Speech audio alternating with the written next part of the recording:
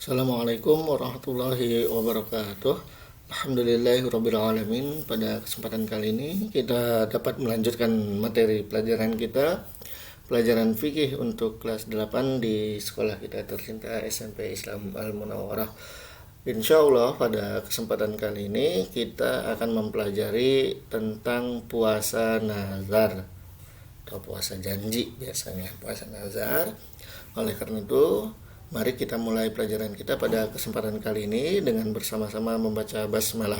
Bismillahirrahmanirrahim. Baik, kita mulai.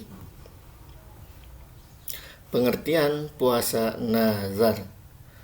Kata nazar berasal dari bahasa Arab yang berarti janji.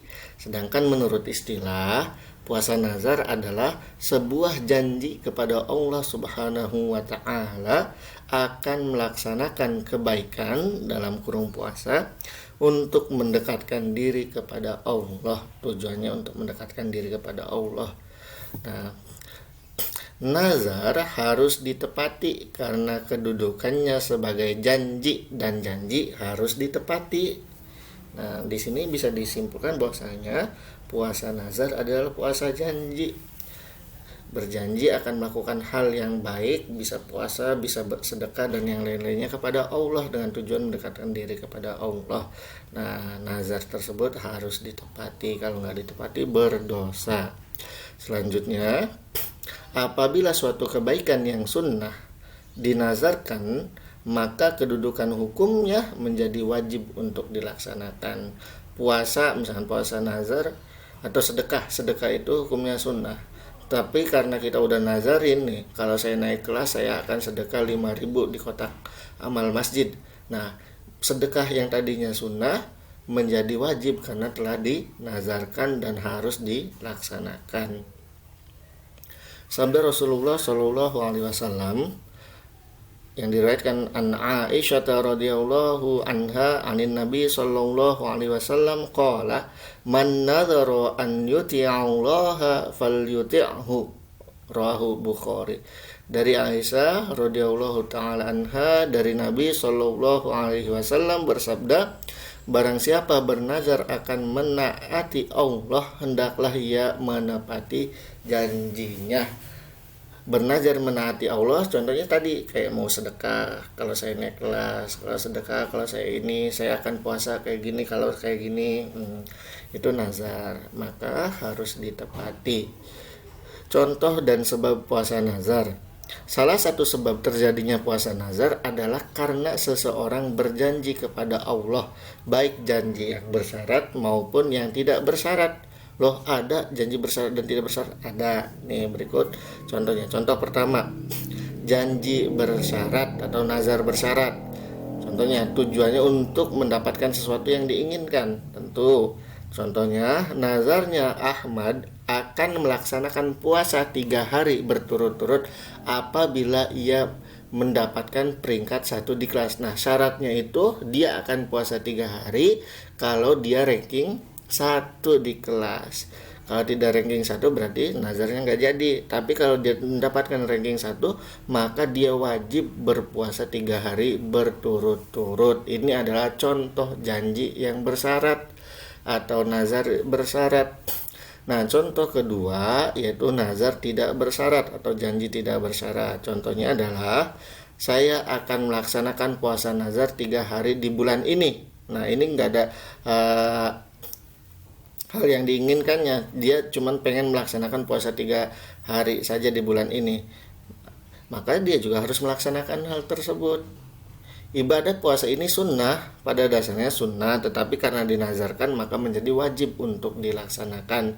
Apabila ditinggalkan akan mendapatkan dosa. Nah, ini perlu diingat ya. Selanjutnya, hukum puasa nazar. Puasa nazar hukum dasarnya adalah sunnah, akan tetapi setelah dinazarkan maka menjadi wajib hukumnya. Ibadah yang sunnah apabila dinazarkan maka kedudukannya menjadi wajib untuk dilaksanakan. Apabila puasa nazar ditinggalkan maka akan mendapatkan dosa. Kafarat puasa nazar. Kafarat itu denda bagi yang melanggar nazarnya. nggak menepati nazarnya, apa sih dendanya?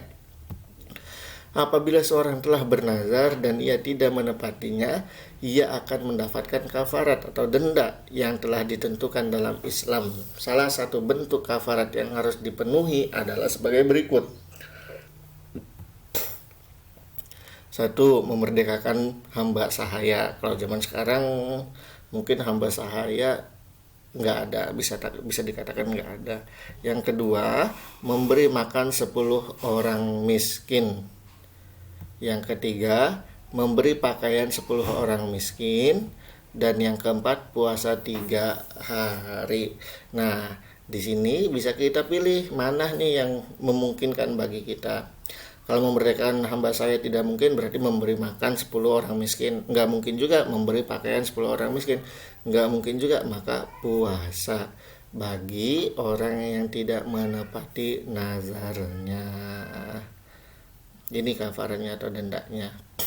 Firman Allah Subhanahu wa taala, Bapak bacakan. A'udzubillahi minasyaitonirrajim. Bismillahirrahmanirrahim. La yu'akhidhukumullahu billaghwi fi aymanikum walakin yu'akhidhukum bima 'aqadtumul ayman.